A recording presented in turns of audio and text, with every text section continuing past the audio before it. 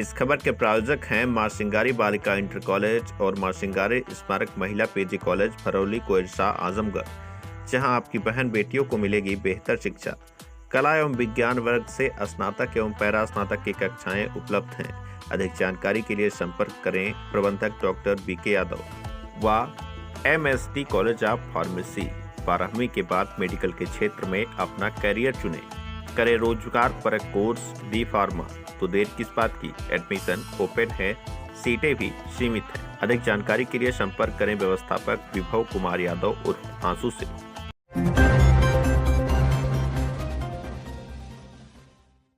सुशील कुमार सिंह ने थामा भाजपा का दामन। आजमगढ़ जिले में बहुजन समाज पार्टी को एक और बड़ा झटका लगा है। बहुजन समाज पार्टी के नेता व विधानसभा का चुनाव लड़ चुके सुशील सिंह ने अपने समर्थकों के साथ भाजपा ज्वाइन की है। इस दौरान भाजपा के क्षेत्रीय अध्यक्ष गोरखपुर साजानंद राय, भाजपा MLC विजय बहादुर पाठक भी मौजूद रहे। बताते चलें कि सुशील सिंह काफी लंबे समय से बहुजन समाज पार्टी में रहे हैं और नगर पालिका से लेकर विधानसभा तक का चुनाव भी लड़ चुके हैं।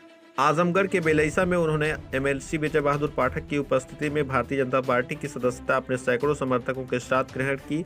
इस दौरान मीडिया से बातचीत करते हुए उन्होंने कहा कि भारतीय जनता पार्टी की नीतियों के साथ ही देश के प्रधानमंत्री नरेंद्र मोदी जी ने जो विकास की गंगा बहाई है, उससे प्रभावित होकर पार्टी को ज्वाइन किया है और लोकसभा चुनाव में वह पूरी ताकत के साथ भारतीय जनता पार्टी के साथ खड़े रहेंगे। इस दौरान मीडिया से बातचीत करते हुए क्षेत्रीय अध्यक्ष गोरखपुर साजानंद राय ने कहा कि समाजवादी पार्टी ने आजमगढ़ की पहचान को मिटाने का काम किया था। यह आजमगढ़ की धरती ऋषि मुनियों की धरती है, जिसको फिर से भारतीय जनता पार्टी ने पहचान दी है और आजमगढ़ की दोनों सीटों पर इस बार भाजपा जीत दर्ज कर नरेंद्र मोदी जी को मजबूत करने का कार्य करेगी।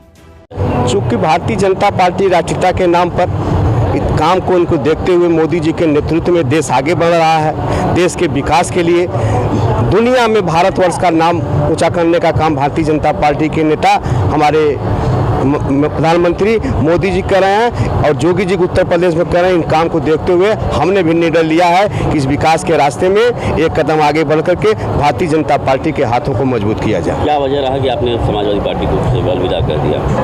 बहुजन समाज पार्टी में कोई वजह नहीं थी, क्योंकि भारतीय जनता पार्टी इसमें राष्ट्रीयता के नाम पर इतना ज़्यादा काम कर रही है और भारतवर्ष को आगे बढ़ाने के लिए दुनिया में जिस तरीके से मोदी जी ने भारत का नाम आगे बढ़ाने का काम किया, इसको देखते हुए हमने भी निर्णय लिया कि हम भारतीय जनता पार्टी में अपना योगदान देंगे। क्या लगता है आजमगढ़ समाजवादी का गढ़ है और वह किला ध्वस्त हो पाएगा आगे? निश्चित आजमगढ़ कोई इनका गढ़ नहीं है। अब पिछले आप लोग देखा होगा कि उपचुनाव में भारी अंतर से यहाँ के सांसद दिनेश राय निरहुआ जी ने इनको हराने का काम किया। इस बार यह निश्चित है कि भारतीय जनता पार्टी फिर एक दोबारा आजमगढ़ की दोनों सीटों पर परचम लहराने का काम करेगी। आपके आने से पार्टी कितनी मजबूती मिल रही है? निश्चित है, जो हमारे लोग हैं साथी अब लोग मजबूती के साथ भारतीय जनता पार्टी के दोनों लोकसभा क्षेत्र में मजबूती से हम लोग होंगे। यही कारण हुआ कि भारतीय जनता पार्टी आज लोकसभा की दोनों सीट जीतने का काम करेगी। या विपक्षी सदैव आजमगढ़ पे प्रश्न खड़ा करते हैं और मैं समझता हूं कि जितनी बड़ी ताकत के रूप में आज अभी देखिए सुशील सिंह जी, रामाश्रय राय जी और तमाम बहुतेरे साथी जो समाजवादी पार्टी में बहुजन समाजवादी पार्टी में रहे हैं, उन लोगों ने छोड़ करके आज भारतीय जनता पार्टी की सदस्यता ग्रहण की है और मुझे लगता है कुछ 400 पार में आजमगढ़ की भी दोनों सीट जीत करके हम लोग उसमें समाहित करेंगे। और मुझे विश्वास है कि आजमगढ़ की जो पहचान थी ऋषियों की, महर्षियों की, मनीषियों की, उस पहचान को आजमगढ़ में समाजवादी पार्टी ने बदलने का काम किया था। आज भारतीय जनता पार्टी की सरकार माननीय नरेंद्र मोदी जी की, उत्तर प्रदेश में पूज्य योगी आदित्यनाथ जी की सरकार आजमगढ़ की पहचान उन मनीषियों से, उन साहित्यकारों से और विशेष तौर पे आजमगढ़ के विकास के रूप में वो पहचान को उन्होंने बदला है, जिसको आजमगढ़ की जनता अब जानती है। और आगे आने वाले चुनाव में आजमगढ़ की जनता भारतीय जनता पार्टी के साथ खड़ी है।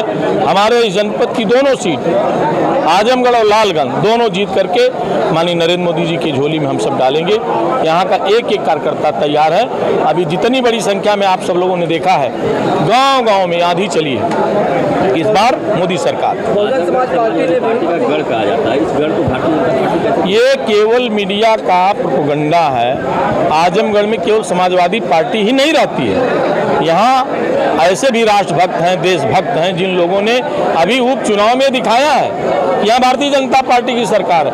और उस डेढ़ साल में हमारे सांसद ने जो विकास का एक नया पैमाना खींचा है, संगीत महाविद्यालय हुआ, लंबे आज़ादी से लेके यहाँ विश्वविद्यालय की मांग थी, किसने पूरा किया? भारतीय जनता पार्टी ने पूरा किया।